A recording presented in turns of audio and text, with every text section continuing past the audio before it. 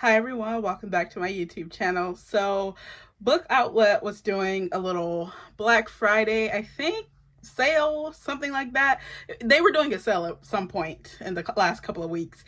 And of course, I want some books and I love a deal. So I picked up, I think, about 8 to 10 books from Book Outlet. And at this point, I kind of forgot what I've gotten because it's been a couple weeks. So let's look at what I got together. So here is the big box that they've wrapped in some kind of plastic. I need some scissors. Let's see.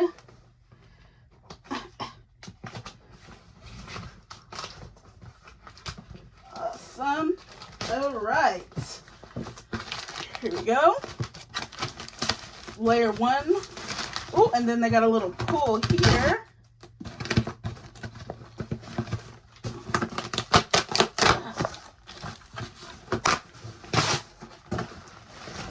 And here we go.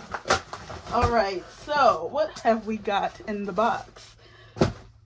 Oh, okay, I'm remembering. So first we have Nervous System by Rosalie Moffett. This is a poetry collection, and it's about unexpected, unusual, and stirring. It is unexpected, unusual, and stirring. The poetry of Rosalie Moffett takes us to the brink of a world continually unmaking itself.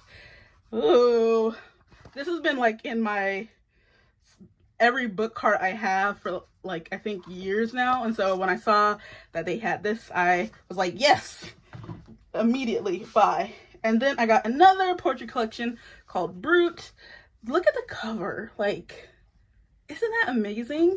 The art on this is what drew me to the collection. I don't even know if I really read the description. I was just like, look at that. By Emily Skaja.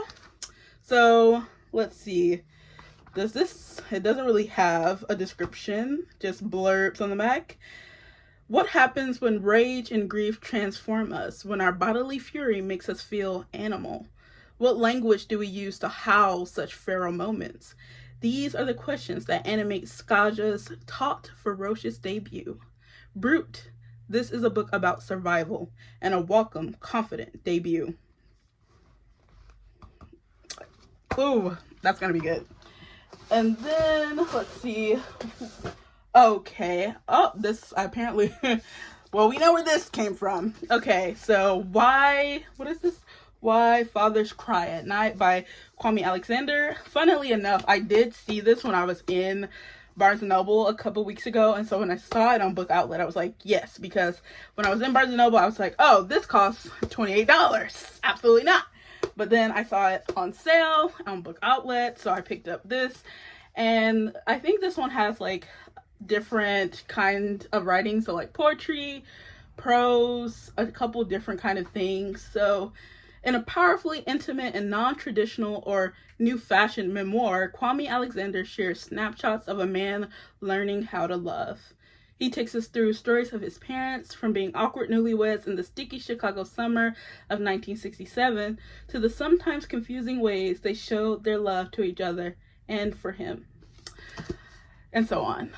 But when I flipped through it in Barnes & Noble that day, I just was really blown away by some of the poems I was seeing.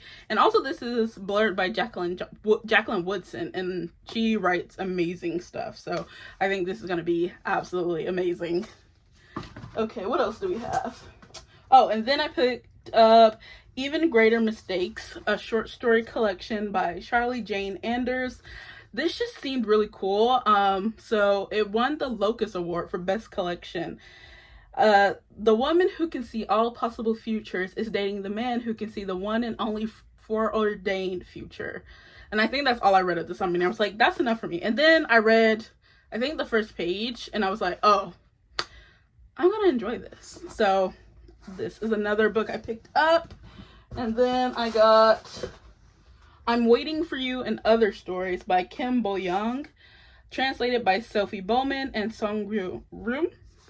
In this mind-expanding work of speculative fiction, available in English for the first time, one of South Korea's most treasured writers explores the driving forces of humanity: love, hope, creation, destruction, and the very meaning of existence, in two pairs of thematically interconnected stories. So that's I'm Waiting for You. And then I picked up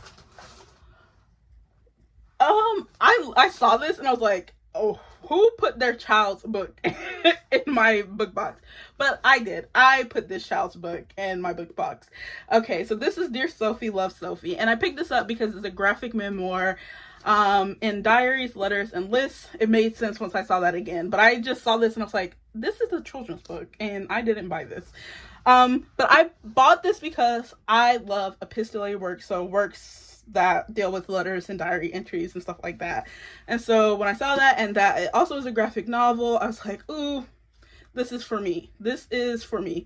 And so that's basically what I got this. Okay. And I got 10 minutes, 38 seconds in This Strange World by Elif Shafak. I got this because I saw Books and Lala reading it, and when I saw that they had this, Book Outlet had this available, I just added it to my cart. Now, this is a book that I wouldn't normally pick up, and that's mainly because I don't like to be sad these days. Now, back a few years ago, especially when I was in undergrad, I used to read a lot of literary fiction, and I was like, amazing, brilliant work. And I still think a lot of the literary fiction is amazing, brilliant work, but the world has made me sensitive, and I just like to read things that make me happy.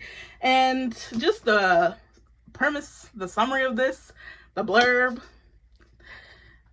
I know I'm not going to be happy. I'm going to be sad, depressed, really.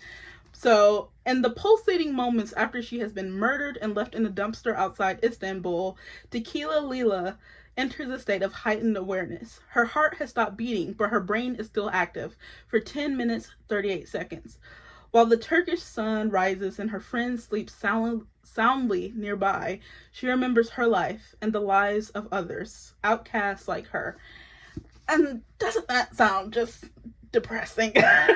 But I decided to just go out on a limb and just get it. And I read the first page and it was beautiful. I knew it was going to be beautiful. I just know it's going to hurt me. But,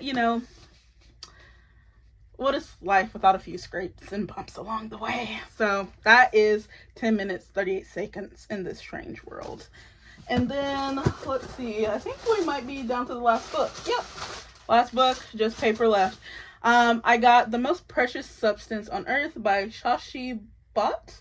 I got this, I've seen this in the bookstores forever. I walk past it all the time. I pick it up, I add it to my book stack, and then when I need to cull the huge book stack I've made, this usually ends up being culled, but I'm always really interested in it every time I see it. And so I got it when I saw the Book Outlet had this available.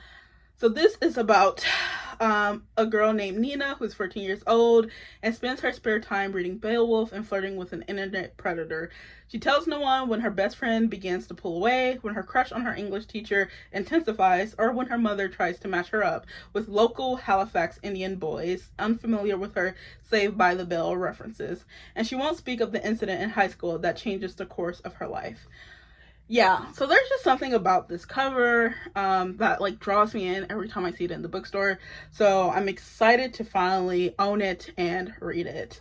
And yeah, that is a box that's empty.